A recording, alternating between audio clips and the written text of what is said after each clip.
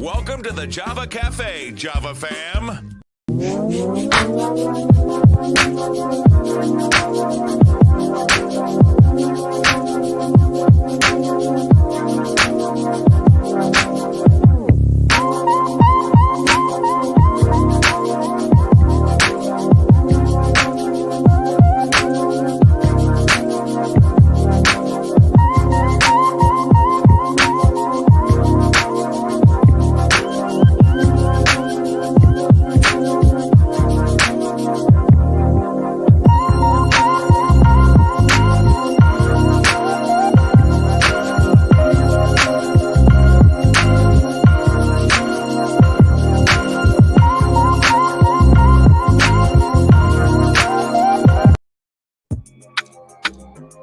Good morning.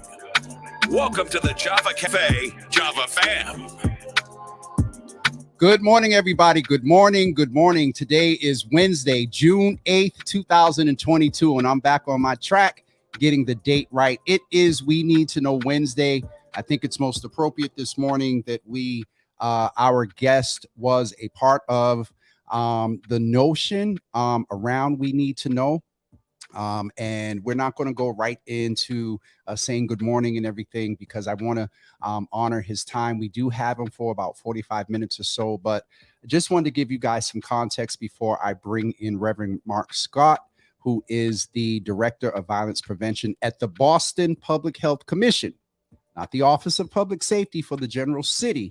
And so I will say that we made an assertive attempt we invited Dr. Rufus Falk, who is the director of the Office of Public Safety and senior policy advisor to Mayor Michelle Wu. We, for a couple of weeks, attempted to get him to come be a part of this conversation. And in all fairness, he stated that he didn't have time because he is in the process of implementing some of the things that was stated in the press conference a couple of weeks ago. And so Reverend Scott, who I'll be very honest with, and I'll give you some context, I haven't always been favorable towards in my commentary, responded, and the press office from the Boston Public Health Commission responded immediately and sent his availability. And so I just want to name that. So in December of 2017, a young man that I knew his mother before she was born and affectionately called him my nephew by the name of Amin Lacey. I was in Washington for work, got a call from a family member and said that Amin had been shot. And some of you know that I move in the space around violence prevention and trauma response. And so I immediately got on the phone. I talked with the mayor. I talked with Joyce Linehan. I talked with Chris Biner. I talked with a lot of people and was basically told that my family had been serviced. And come to find out they did not. And I'll spare you some of those details, but that advocacy resulted in Mayor Marty Walsh saying, hey, we have a new director of a chief of health and human services coming in. This is a good time to sit with him and explain. And I sat in that meeting. And again, I had some commentary about our guest. And I sat in that meeting and I realized that for the years of advocating or working for Mayor Menino or whatever, I had the opportunity to ask the questions I wanted to ask and make some suggestions. And it hit me while I'm sitting there. I had the opportunity to do that, but the community, we as a community need to know. And so that's where the notion of we need to know in taking years of advocacy and activism around violence prevention and trauma response, and it came under that umbrella. And so it's evolved. We've had meetings and whatnot. And so over the years, we have attempted to get answers and questions about SSYI, which is the Safe Streets, I believe, Youth Initiative. And Reverend Scott also sees trauma response, which has evolved. And so without further ado, I would like to introduce Reverend Mark Scott, who is the Director of Violence Prevention for the Boston Public Health Commission. I have to appreciate the fact that you're in brand, sir, with your hoodie on, but please greet the audience and say hello and tell us a little bit about yourself, and then we'll go into what it is you do and your evolution there at the Health Commission. Good morning, sir. Good morning to you. Thank you for having me this morning. And I was thinking about Amin even yesterday and coming into this morning. And so um, just recognizing the suffering for his mother, for his family, for the community in the aftermath of that incident of violence in the community. And I remember debriefing with a friend of mine the first We Need to Know event. And the comment that the person made is that, James did us a service.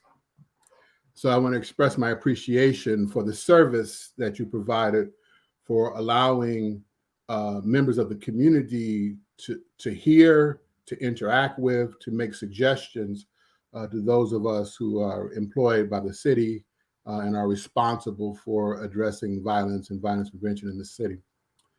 And I will also say that I was with Dr. Falk just yesterday. He is indeed working very hard on implementing programs, particularly coming into the summer and then beyond, to try to promote safety in the city of Boston. So it is true, he's quite busy. So I do hope he's able to at some point join the show. In terms of a couple of things, I live in Cottman Square. And I've lived in Cottman Square for quite since 1995. I remember, James, you coming out to lead a vigil in two, actually, in the after that I remember, probably more than that, in the aftermath of community gun violence, homicide in the community that I thought was honestly well done. And so, and I've lived here. Before I lived here, I lived in the Four Corners section of Dorchester, sort of just down the street. I lived in the Nubian Square section of Boston. I lived in the Eggleston Square section of Boston, all by choice. I love those neighborhoods. I love the neighborhood I live in right now. I can go on and on about my appreciation for my neighbors and the community in which I live.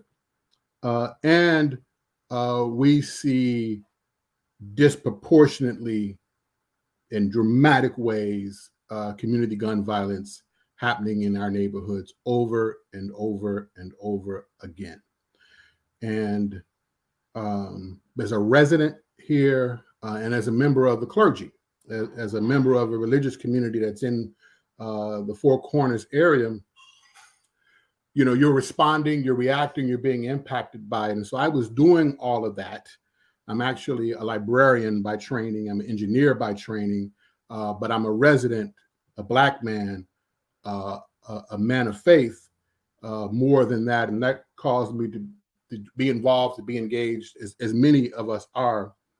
And I kept running across folk from the Boston Public Health Commission who were talking about trauma.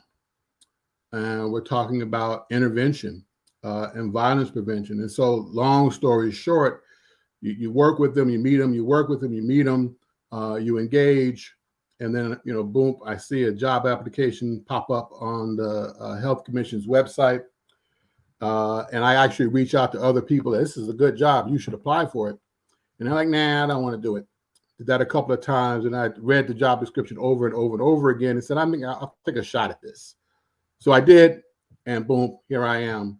And I came into the commission as the program director for the Neighborhood Trauma Team Network. I am now, and have been for the last year, the director of the Division of Violence Prevention. So that's maybe a too longish, but a shorter version of how we got to here. I was intentional about because when folks come on in these spaces, I want people to understand and get some context to why they're in and who they are. And so you've set context, or as we say, you're a pastor in church world, protocol has been established as far as you being from the community and some of the work you've done. And we'll just, jump right in and talk about, let's first talk about I believe there's 4 areas you oversee, and I want to save SSYI and trauma for last, so we can do a deep dive into that. But what are the other 2? If it's 2, I know there's the Healthy Relationships program that you oversee. Tell us a little bit about that. So there are actually a total of 6 programs that are in the division. And the Healthy Relationships one you're referring to is Start Strong. If you look around the city, on T stops and at bus stops. You'll see billboards that talk about Start Strong. That's a peer leadership program, youth-driven, youth-led, to really work with young people in the summer and then throughout the academic year on how they can develop healthy relationships. Okay, that's one. And they use a podcast, Real Love, Real Talk. You can get that wherever you get your podcast. And they've got a digital platform that they use called The Halls Boston. So to know more about that, just go to thehallsboston.org and you'll see all of the things that they do. Spell that for me. We'll put it right up. The Halls, HALLS. Yeah, Boston .org. That should okay. be. Yep. All right, and then so that's one program. What's the other one? The other one is the official name of it is Violence Intervention Prevention Initiative, VIP. VIP. The people that do the work are called it Village in Progress. And maybe the best way to know this is through our partners. A lot of what we do, we don't do ourselves. We're funding community organizations to do the work. So if you think of Project Right, if you think of Madison Park Development Corporation, Open Corner Health Center, Mattapan Teen Center, then those are our partners in the community that have coordinators that are working within the community. The technical word we use is primary prevention. We're trying to stop it before it happens by educating the residents, hearing from the residents, equipping residents with things they need to know if they're going to be able to work to prevent violence. Okay. The other program we call Capacity Building and Training Initiative, CBTI to use the initials. And this program provides trauma-informed trainings with a racial justice lens across a number of disciplines. So people who do youth development work, people who are working in domestic violence, people who are working in the emergency shelters, staff of Boston Housing Authority. What do you need to know about trauma, how it impacts the people you serve, and how it impacts you, right, as you go about doing your work. Again, trying to put that in a larger structural, the racial justice lens. And then the next program is the Family Justice Center, which is physically located on BU's campus. And you can think of it as a building and then who's in that building. So one set of partners is the Boston Police Department, all those detectives that are investigating those crimes related to sexual assault, human trafficking, commercial sexual exploitation, domestic violence. Of course, the BPD is not reporting to us. They're in that building and we're working together. They're our partners. But also in that building are a number of organizations that address the same set of issues from an activist service provider point of view. I'll just name a couple, something like Dress for Success, which is giving women who are going for their first opportunity for a job interview a chance to go in and look good and feel good as they approach an interview. The district attorney has an organization that's also there, Child Advocacy Center. So when there's been a case of a crime against a child and they're working on that investigation and they're working to support that child, the Child Advocacy Center does that. And then one program that I'm both sort of sad that they're moving out of the Family Justice Center, but really encouraged for why. And that's My Life, My Choice, which is working with young people who are at risk of impacted by trafficking, commercial sexual exploitation. And they're now 33 people strong. And they also got some resources. So they're moving over to Berkeley Street near the Back Bay T station as we speak. So we're losing a tenant, a partner, if you will, in the sense of being in the building. We'll still continue to work with them very much. And we're celebrating them for their success. Gotcha. Those are the four other programs besides SSYI and then the Neighborhood Trauma Team Network. Okay. So let's do this in this order because trauma is usually at the end of if there is not success in the SSYI area. And so, Mark, you're well aware that this has been a space that is very sensitive for me. I did not realize how much I've been impacted until we were talking this morning, but pulled myself together. And so let's clarify. SSYI stands for Safe Street Youth Initiative, correct? Safe and Successful Youth Safe Initiative. and Successful Youth Initiative. Okay. And that is something that I'll give a quick synopsis, because was a part of it with Stephanie Everett some years ago when the line item first came out. I see former Rep Enriquez, who was in the room, was probably a part of that as well. And so it is a line item, I believe. I don't want to conflate SSYI with I forgot the Shannon grant.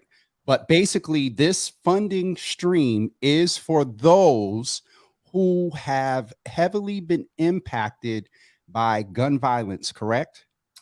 Correct. There are a number of ways I put it. There are those who are most vulnerable to community gun violence. Okay.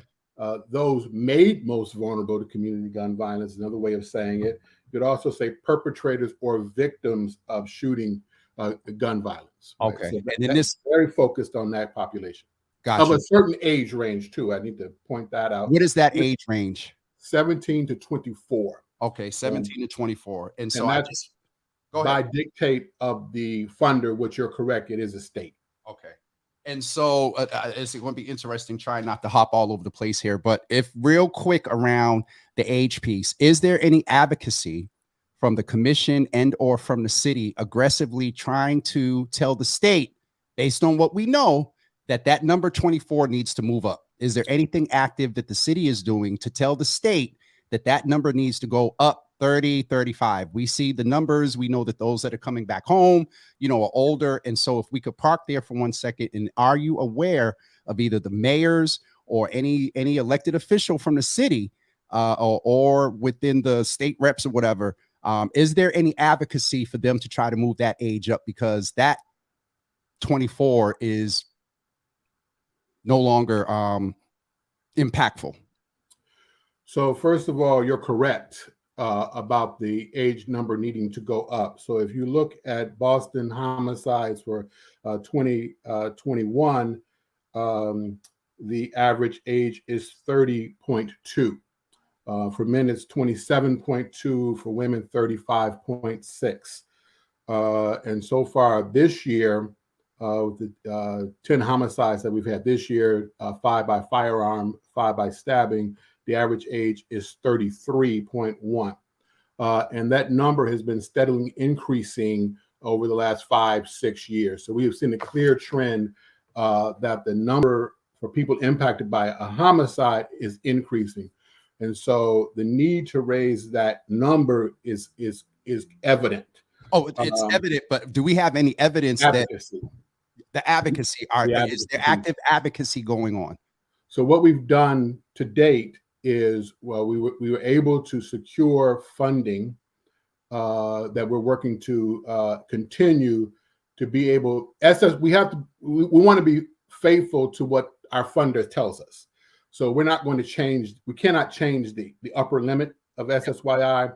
We can bring in additional funding to serve older adults. To supplement. Right. Okay. Right. So we're doing that. We've done that. We're doing it now.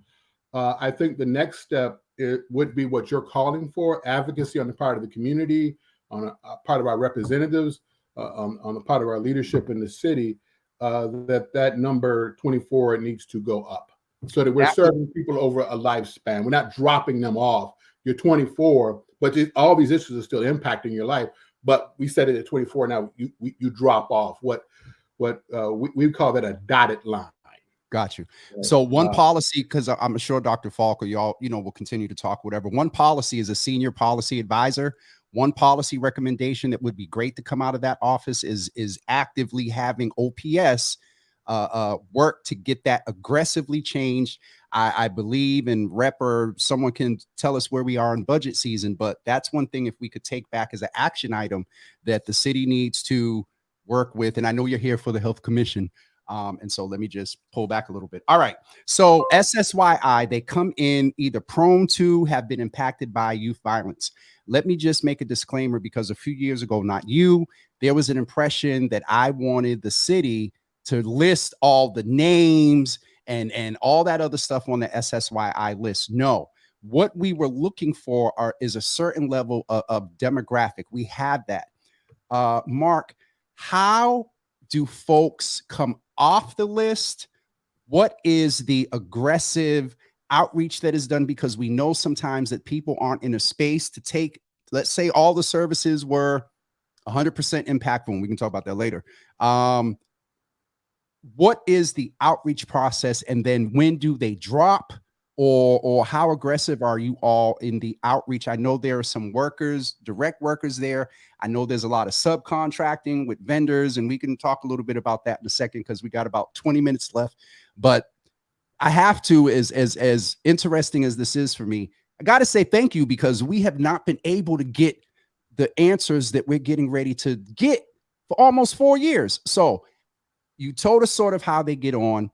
Let's maybe just start with actively. What's the number on the list? So the maximum that we feel we have the capacity to serve is 135 people in that age range, 135. We're currently serving 123. So we're at about 91.1%, not about, but we are 91.1% of our capacity as we speak. What is the variation from the 135 to the 12? Why is the 12 not being serviced?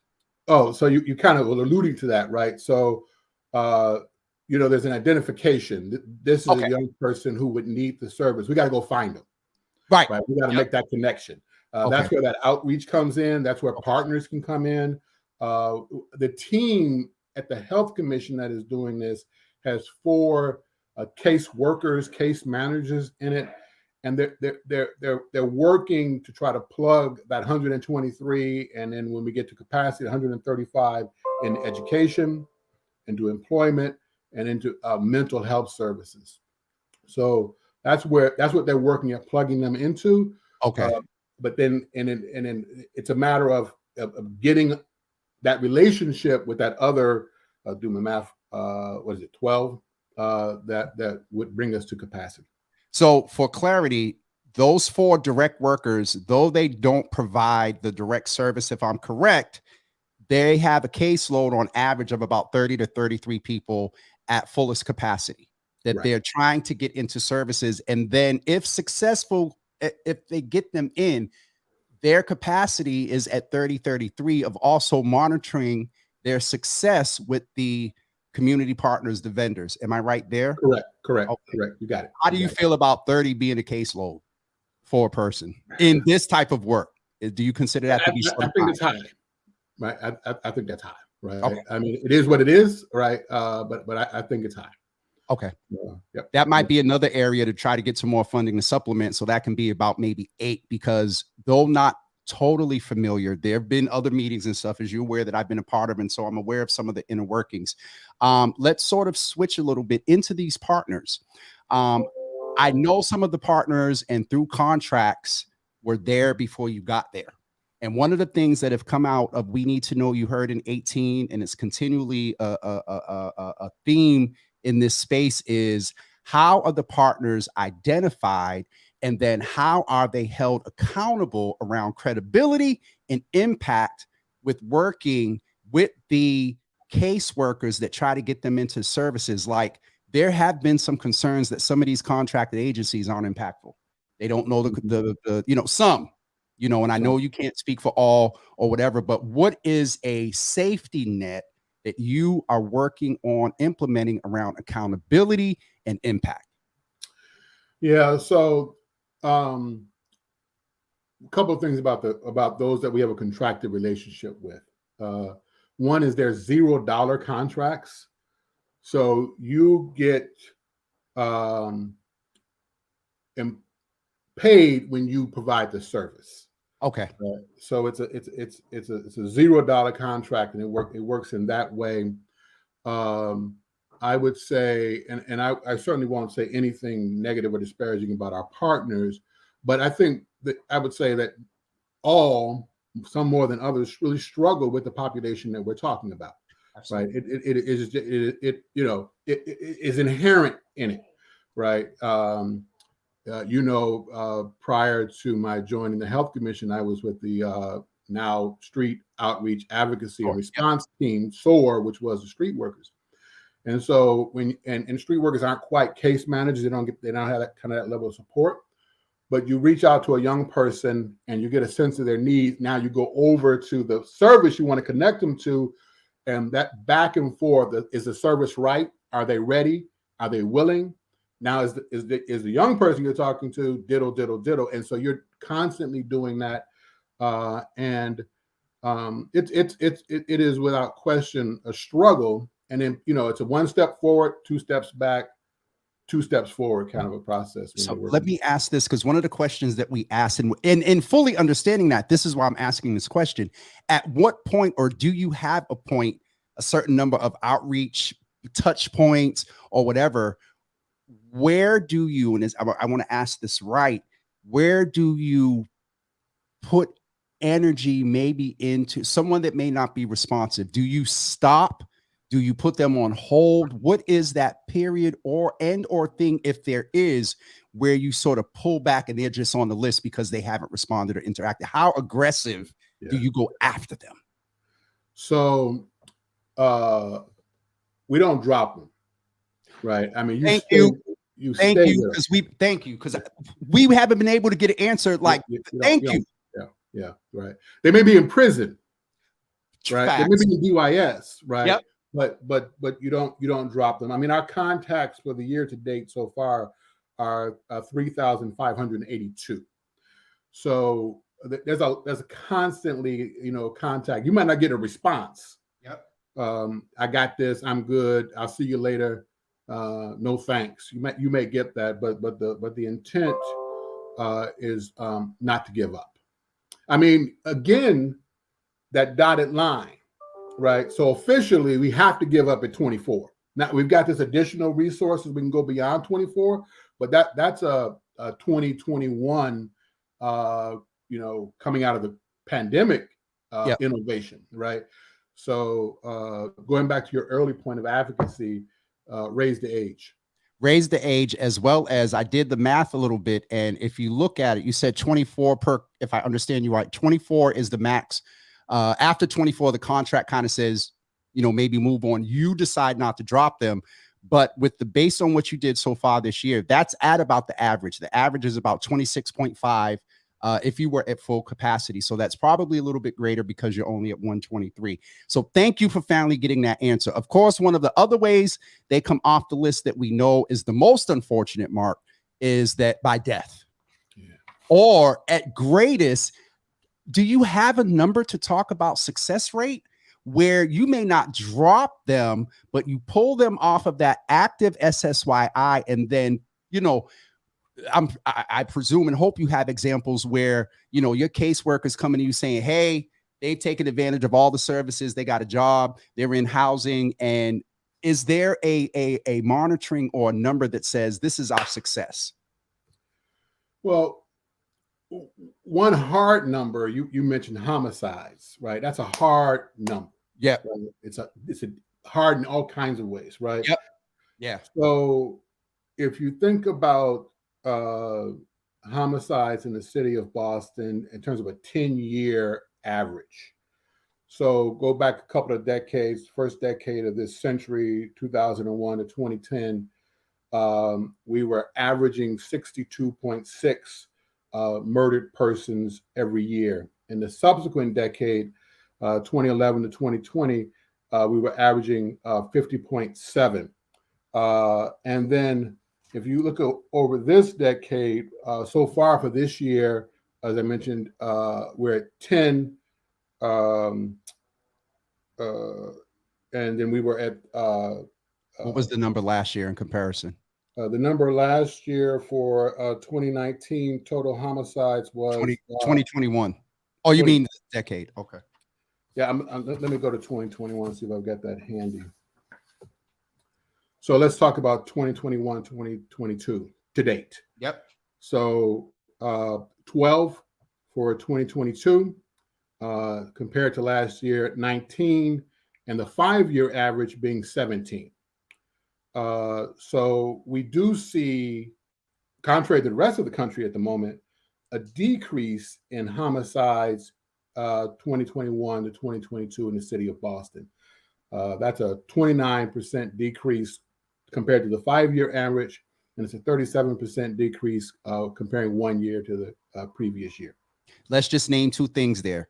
That is naming homicides. Can you give us shootings? Because we have to name and know and understand the reason some of the homicides aren't homicides no more is because of the advancements in medical technology. That's a factor that we have to. So shootings, I think, would be a good indicator to balance.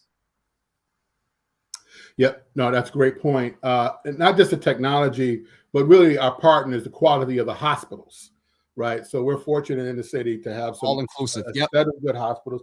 And I also want to mention the quality of the emergency medical services, EMS.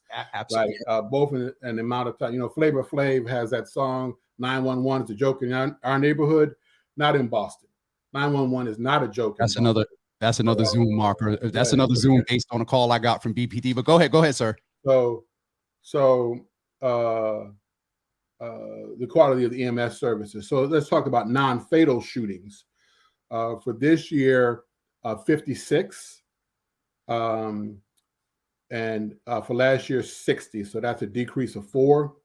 Not a huge, it's a decrease, not a big one. In terms of shooting victims, for this year, 62 to date, last year, 70. And then looking at the 5-year average for non-fatal shootings, 57 would be the average. And for victims, 69.6. So in some cases we're below, in some cases we're above when it comes to shootings, fatal. In both cases, we're down 4, down 8 in terms of incidents and victims. So we're down, slightly. And we have it now. Let's just name this. Over the past couple of years, we know it's not just the summer. Folks, numbers rose and everything, interestingly so, during the pandemic when we're on lockdown. So we have not factored in. Let's go a little bit into this, and then we have a few minutes to talk about at the worst case scenario. And obviously, Mark, and those that are watching, you see that this one session is not enough. But Mark, I got to say again, 4 years we've been waiting to get these answers, and we're now getting some of them. One of the questions that was asked is, we've got on this homicide piece about me also asking, and I'm presenting the opportunity, do you have a success rate number of those 135 that you service? Of that number, do you have what you classify as successful departure, successful exit? Like, how many exit interviews have you done? That may be a good way to frame it, because I'm sure at the best case scenario, there is sort of an exit interview either by age or by success. Yeah, that's a great way of framing it. And the short answer is I don't have it, right? I can give you, SSYI has had an independent evaluation done that really revealed some of the overall effectiveness of the state. For the state. Okay. For the state. Yes. So you don't have the numbers, and I'm not I'm not messing or adding you. You just right now don't have. I don't have it right. Okay. We see anecdotal stories of success, and those kind of things. But like you put a very specific question, somebody exiting SSYI because things are great, successful. Right? So and a number on that. I don't have that right in front of me. It's a great way of putting it, though. Okay. But the overall evaluation, which was done independently, did indicate, that there were fewer victims of violent crimes in that age group in those SSYI cities. Maybe another policy piece, as you all are passing things up to the state, is words matter. And they're looking at less victims, but even from their legislative standpoint, you might want to work with them to start framing it and being able to extract. Johnny took advantage of all the services. He now owns a home and is an apprentice at blah, blah, blah. We want to be balanced and see the good. Mark, in the worst case scenario, and the little blue, let's just name this, the little blue card and things that the health commission use, myself, Carlos Enriquez, a couple of other community people, Frank Farrell, who's in now, Darren Howell, were a part of the original trauma response card. And so that there's some work that's been done there. From the We Need to Know meeting, your predecessor, Catherine, had named through that advocacy, they were able to nudge the mayor a little bit more to get this sort of per diem community person, because we found out that even before the wonderful EMS shows up, it's still Auntie Susie that saw Johnny get shot. She's down there holding his hand. And so we're able to do that. With the trauma response process right now, how would you evaluate it? What is it that you would say that's going well? And then what is it that you would say that you're aware of that can be improved upon? Because as I said, I got folks that reached out, and when they found out you were coming on, because there were questions, there were some assertions and opinions as well. And so trauma response, where is it? So in the pandemic, let's be fair, in the pandemic, that's real. Yeah, which is a trauma in and of itself. Right.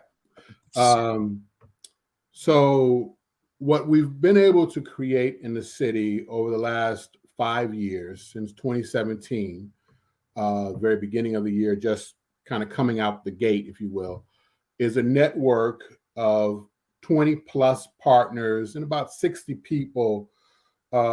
And they're working to respond to the trauma that is caused by community gun violence, but also really hoping that those who've been impacted, the Aunt Susie, are able to move towards healing and recovery. So I feel good about that team. I would say that a lot of that, the origins for that go back beyond 2017, and a number of listening sessions, really trying to listen to this. That predates me, but I attended some of these listening sessions as a resident. So Mattapan Library, Community Center in East Boston, Codman Square Health Center, to listen to what the community felt was needed. And I can come back to some of what we heard there. I want to kind of jump forward to what was created, which was done through a public request for proposal process. So you mentioned the responders, and so that's the trauma response team. Again, we don't do it. We do it with a partner that we have a contract with. And that's the Boston Trauma Response, which is a part of JRI, or Justice Resource Institute. And you're right, we were able to increase their funding to do two things. One, to hire someone to be a coordinator for that response work, and then to hire people from the community who knew Auntie Susie, who are from the neighborhood, who had some feeling, compassion, and to provide them with some money, provide them with some training, and to give them some support to be able to go. And you just put up the support line. That number, it's 24/7. It is free. It is confidential. It is staffed by a team of clinicians, again, at Boston Trauma Response. Anybody impacted by community gun violence who's experiencing trauma from that can call. And it doesn't matter when it happened. It could have happened last night, last week, or 10 years ago, right? And so that's the access point. You also had up the website. And so in addition to that trauma response team, there are two other citywide partners. One that we're very proud of and happy to be in partnership with, and I'm drinking coffee from their mug right now, is the Louis D. Brown Peace Institute. I can't say enough about how much I value personally their leadership, and then the very specific services that they provide families who are suffering in the aftermath of a homicide. Excuse me, Rev, can I just park right here?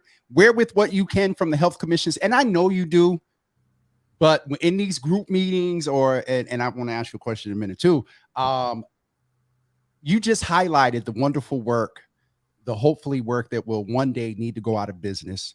That Tina Sherry and the Peace Institute does. I think you were in the meeting and you heard that the level of engagement you're from the Health Commission. Sorry, go ahead, sir. Go ahead. But can you just in these group settings, in these aggregate city intra-departmental meetings, please just mention the Peace Institute, because that service that they've been doing, and let's just keep it 100.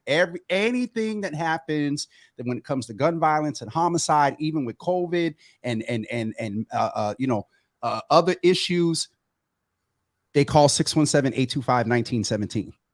And so I think it's just imperative that where you can, as an advocate, as a resident, as you've pointed to make sure that that Peace Institute name is mentioned in these areas and in these rooms. Will do, right? So Chaplain Sherry is a real asset to the city. She's a tremendous leader. She's done what she says. She took the unbelievable grief and pain and turned it into something that is a source of healing. You get it. Everybody, right? Yep. And while I don't share in that kind of loss, it's a healing place for me, right? And so Chaplain Cherry is my neighbor. The Peace Institute is my neighbor. I said I live in Cottman Square, and while it's like 5-6 neighborhoods over, Phil's Corner is right there, right? Yep. So which is where they're located. So I'm deeply appreciative of them. The other partners in this that are citywide are the hospitals. Particularly Boston Medical Center, the Violence Intervention Advocacy Program, which predates us. We didn't create that at all, just like we didn't create the Peace Institute.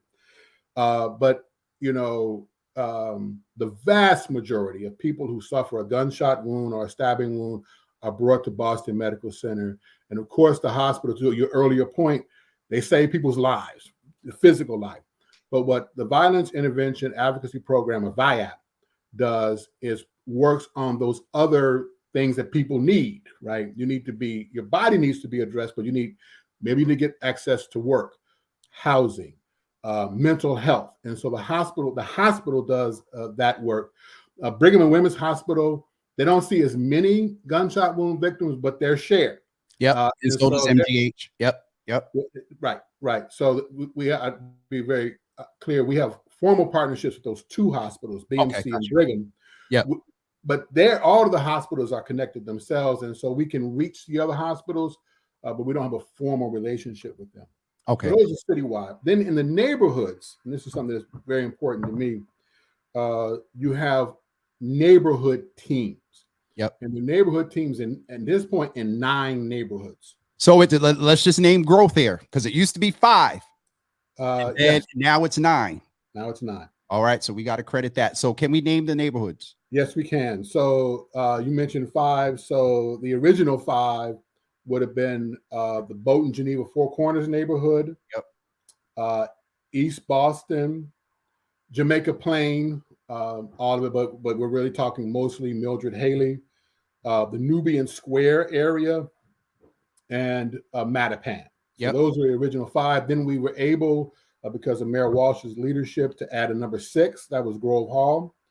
And then recently we were able to add 3 more teams. Now, those first 6 teams, the team is 2 partnering things, right? So you have a community health centers in those neighborhoods, and a nonprofit. And then a nonprofit organization, which is doing the outreach. We know people know us, we know the neighborhood.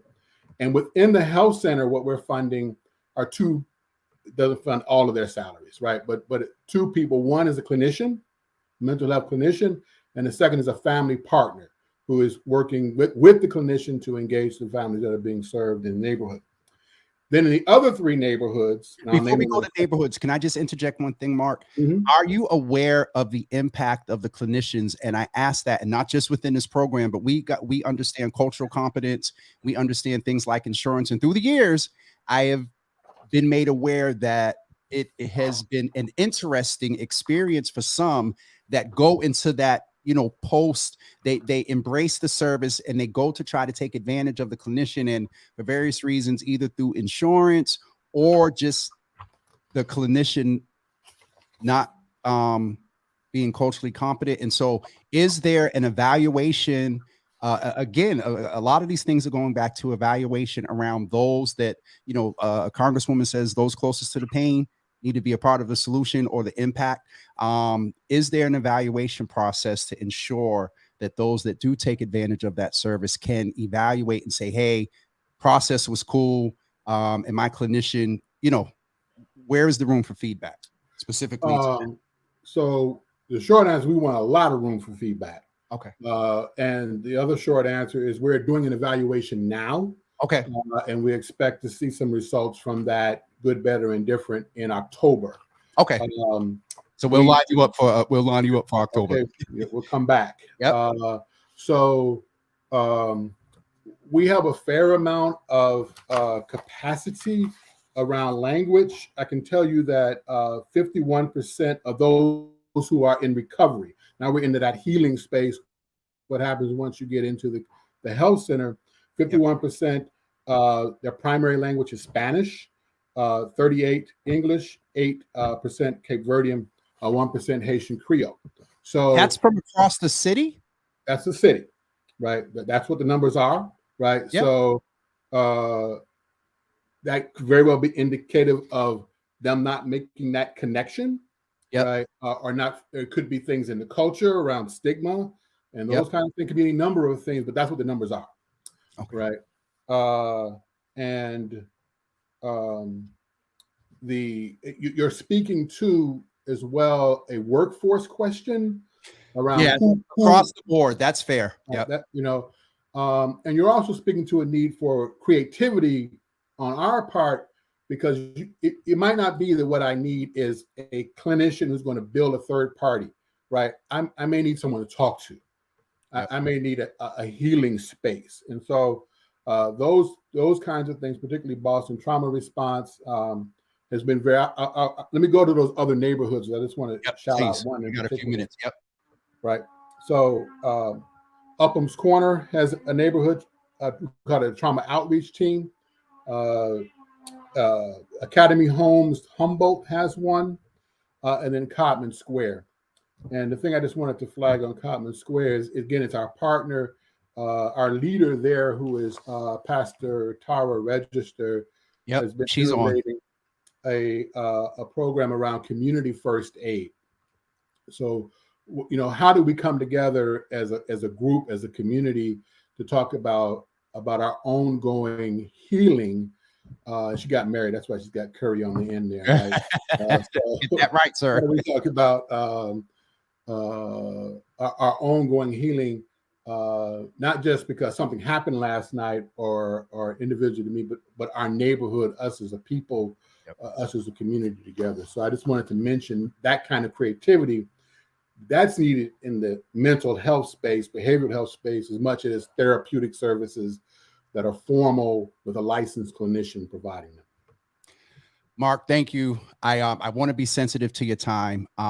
It's been a while, and I know you're just in this post about a year, and I had some lapse with I don't move or start advocating around this until the phone calls or whatever come in, and they had started coming in.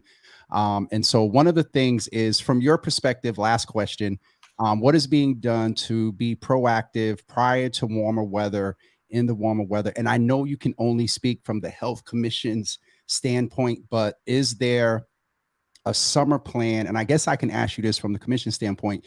Is your office and your staff a part of a presumed intra-departmental gathering that, look, there's just so much more, are there like aggregate case where, of the 135, every, I don't know, couple of weeks, there's an aggregate meeting around everybody that's servicing, not to say a number, Johnny Smith that's on the list. We're going to have to have you come back before October.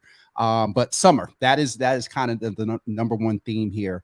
What is the commission doing for the summer? And then my last question will be, are you a part of a sort of intra-departmental convening that is proactive around the summer and just ongoing servicing of those that feel no other choice but to shoot? Yeah. So, I mean, the short answer is yes. Right. I mean, I mentioned being in a meeting yesterday with Dr. Falk. That was one such, interagency, interdepartmental gathering. Those meetings were happening with a broader set of people, including some of our community partners throughout the pandemic on a weekly basis. I expect Dr. Falk to continue to sustain those weekly kind of meetings over the summer.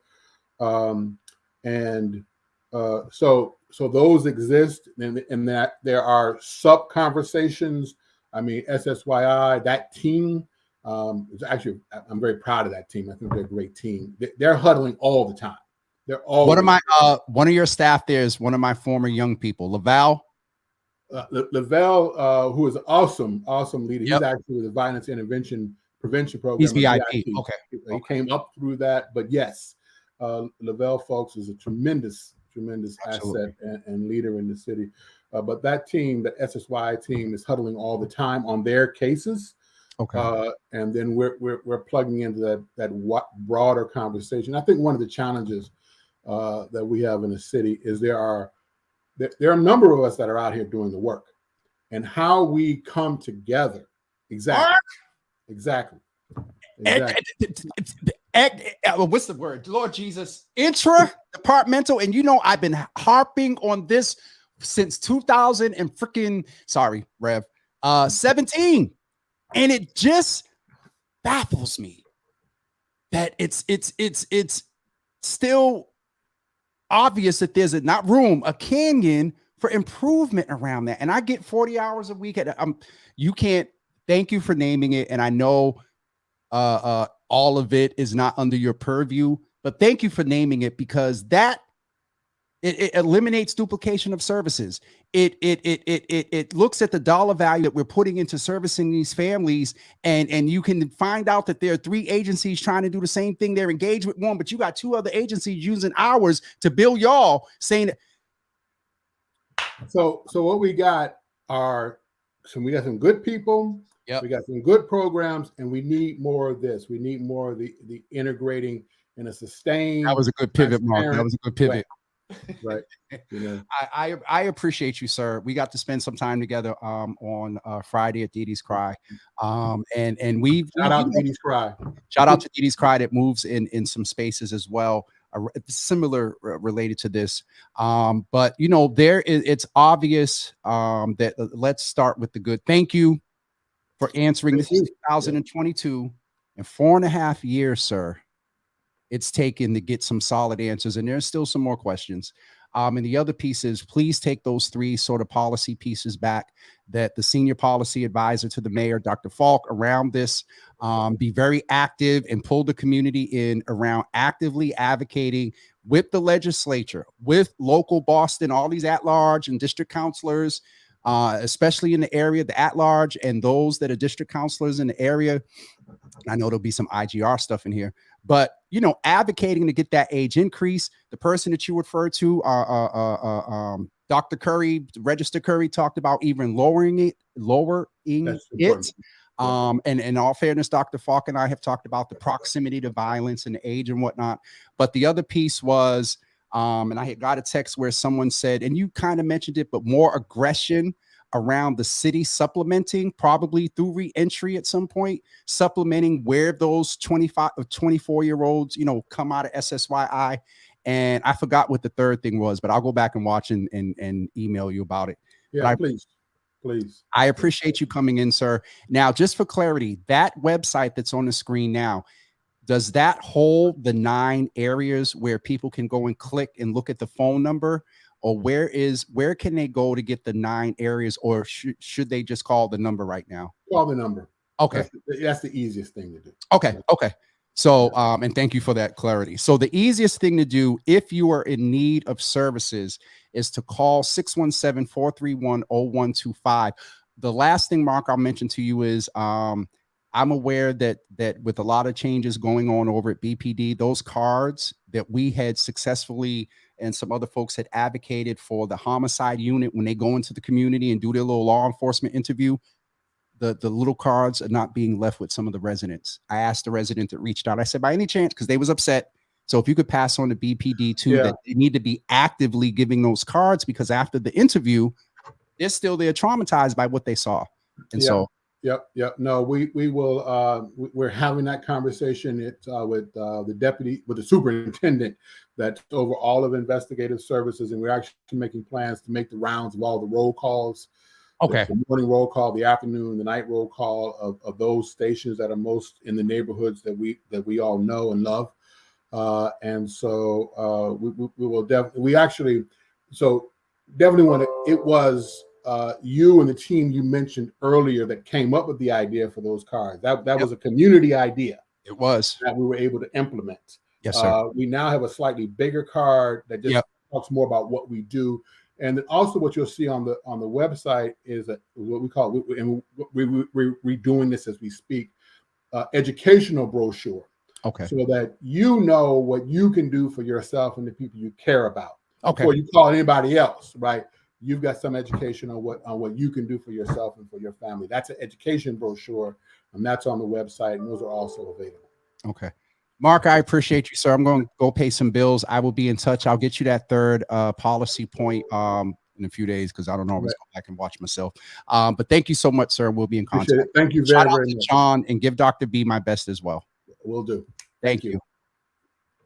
Everyone, that was one of the most comprehensive, finally 4.5 years in the making. And he's only been in this position for a year.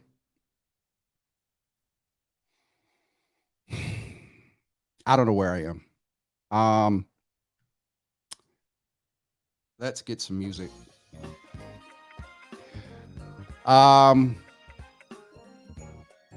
Please remember that this weekend is the BAM Fest special guest SWV. That's taking place in Franklin Park. Also keep in mind that the Wellness Week for the Coalition for a Resilient and Inclusive Waterfront is starting their Wellness Week events on June 12th. The closing event, please keep in mind, is Make Me Smile a Little Bit. Thursday, June 23rd at 5 p.m. We are gathering at the ICA for the Java with Jimmy on the waterfront at the ICA. Keep that in mind as well. Please make sure you go and register. Let me put the registration link up here. I understand that we're at about 50 folks registered so far.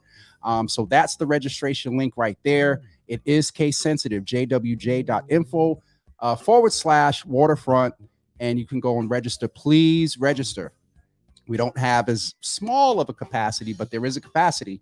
And again, I'm telling you, there's a group that's a part of this event that once the registration is made public in their group, those numbers are going to go up. So go ahead and register.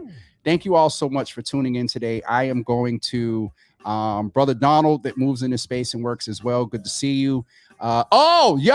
Listen, everybody, there go to Double E's. Can y'all do me a favor and wish Miss Teresa, who has been impacted by this issue that we're talking about. This is how we met. She was the one that I worked with to have that time that we gathered and created space to remember Deja. And so today is her birthday. So please, in the comments, thank you so much. We're ending on a good note. Please wish this wonderful queen her birthday salutations and things like that. We appreciate it. Thank all of you that was in here today. We appreciate you. And we will see you. Today's Wednesday. We will see you tomorrow morning at 9 a.m. I'm going to put a post up later, but you all may be aware of what King Boston is doing next week for the Juneteenth events. Well, I got a code that y'all can register for the events on Thursday and Friday, and we'll be putting that up. It'll be free for you for the Java fam. And so I'm going to put a post up about that, and I'll announce it tomorrow as well. But next Thursday and Friday, we will gather. I'm going all week to support the King Boston Juneteenth events. But I think that's it for me this morning. Don't forget, very soon, I don't know the date yet, but we are moving to the 8 a.m. hour. We are moving to the 8 a.m. hour. And then I'm also thinking about just going over to the website. Y'all beat me up before, but we'll be able to play music and do what we want if we just do it on the website. So that's it for me this morning. Thank you, Tasha, for saying happy birthday. Donald, it was good seeing you. Good seeing you, Wawa. Good seeing you, Wawa. If you just coming in, go back and watch this. I think you'll find this morning's interesting. But Teresa, of course, thank you so much for being part of the Java fam. Thank all of you that said happy birthday and enduring with us till 10 a.m. And we will see you tomorrow morning at 9 a.m. Have a great day, everybody. Thank you for a couple of texts and inboxes I got talking about breathe, relax. I appreciate you. Peace.